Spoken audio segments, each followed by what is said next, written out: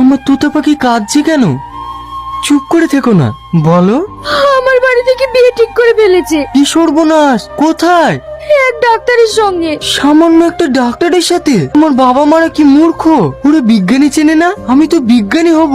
তোমাদের বাড়ির জামাই হলে তোমার বাবার কত সম্মান বাড়বে বলো তো, আর সামান্য ডাক্তারের সাথে। আমার বাবা মার ডাক্তারই পছন্দ, আমি ওদের কথা অমান্য করতে পারবো না। আজ থেকে তোমার সঙ্গে আমার আর কথা হবে না।